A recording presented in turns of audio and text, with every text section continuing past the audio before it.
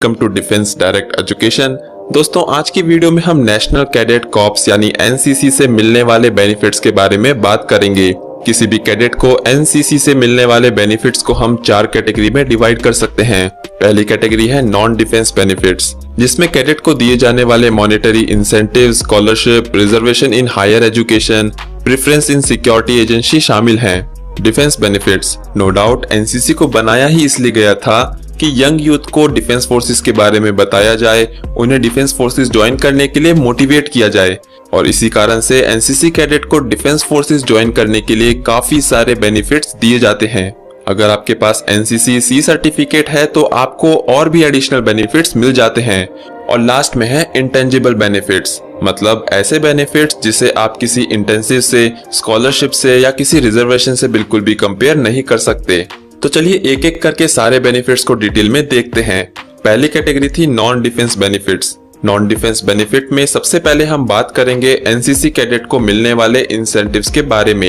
NCC cadet को कई तरह के इंसेंटिव सेंट्रल और स्टेट दोनों गवर्नमेंट द्वारा दिए जाते हैं। Daily allowance, messing allowance, incidental, washing and polishing, refreshment जैसे कई सारे अलाउंसेस। स्कॉलरशिप्स, जी हाँ, एनसीसी कैडेट को कई तरह की स्कॉलरशिप्स भी दी जाती हैं। दरअसल कैडेट वेलफेयर सोसाइटी यानी CWS को 1985 में एस्टैब्लिश किया गया था, और आज कैडेट्स को स्कॉलरशिप के साथ बेस्ट कैडेट अवार्ड जैसे अवार्ड देकर उनका मनोबल भी बढ़ाया जाता है।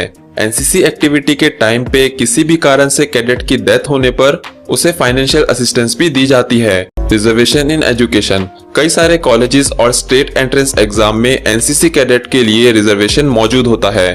आपकी स्टेट में ये रिजर्वेशन दिया जा रहा है या नहीं, और अगर दिया जा रहा है तो उससे रिलेटेड डिटेल्स के लिए आपको स्टेट एंट्रेंस एग्जाम के नोटिफिकेशन को अच्छे से पढ़ना होगा। प्रेफरेंस इन सिक्योरिटी एजेंसी, काफी गवर्नमेंट एंड प्राइवेट एजेंसी हैं इंक्लूडिंग रिलायंस जो एनसीसी कैडेट को सिक्योरिटी पोस्ट के लिए प्रेफरेंस देती है। अब बात करते हैं डिफेंस में मिलने वाले बेनिफिट्स के बारे में। एनसीसी सी सर्टिफिकेट होल्डर के पास गोल्डन अपॉर्चुनिटी होती है to join the defence forces as a commissioned officer. Actually men and women दोनों के लिए ही स्पेशल एंट्रीज मौजूद हैं, जिसके अकॉर्डिंग आप रिटन एग्जाम दिए बिना डायरेक्टली एसएसबी इंटरव्यू के लिए अपीयर कर सकते हैं। इसके अलावा सीडीएस एग्जाम में भले ही एनसीसी कैडेट को रिटन एग्जामिनेशन देना पड़ता है, पर इनके लिए सीट रिजर्व भी होती हैं। मतलब एनसीसी कैडेट अगर एसएसबी इंटरव्यू क्लियर कर लेता है तो उसके मेरिट आउट होने के चांसेस काफी कम हो जाते हैं। NCC cadet with C certificate के सभी एस्पिरेंट की अलग से मेरिट लिस्ट बनती है। अब अगर बात करें इंडियन आर्मी में अदर रैंक रिक्रूटमेंट की, तो ए सर्टिफिकेट कैडेट को 5 मार्क्स और बी सर्टिफिकेट कैडेट्स को 10 मार्क्स एडिशनली दिए जाते हैं। और अगर आपके पास सी सर्टिफिकेट है देन आपको कॉमन एंट्रेंस एग्जाम यानी CEE देने की कोई जरूरत नहीं है।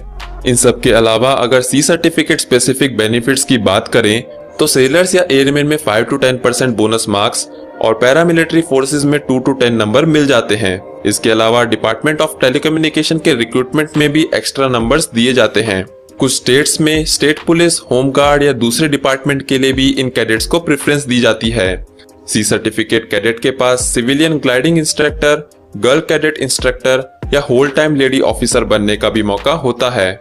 अब बात करते हैं नॉन टेंजिबल बेनिफिट्स की। एनसीसी में एज अ कैडेट आपको मिलिट्री एक्सपोजर के अलावा बहुत कुछ नया सीखने को मिलेगा। लीडरशिप ऐसी चीज है जिसे आप सिर्फ बुक से नहीं सीख सकते, और एनसीसी आपको लीडरशिप क्वालिटीज को डेवलप करने का पूरा मौका देती है, जो आपके साथ जिंदगी भर के लिए रह जाती है। तो ये थे वो सारे अलग अलग तरह के बेनिफिट्स जो एनसीसी कैडेट एंजॉय करते हैं।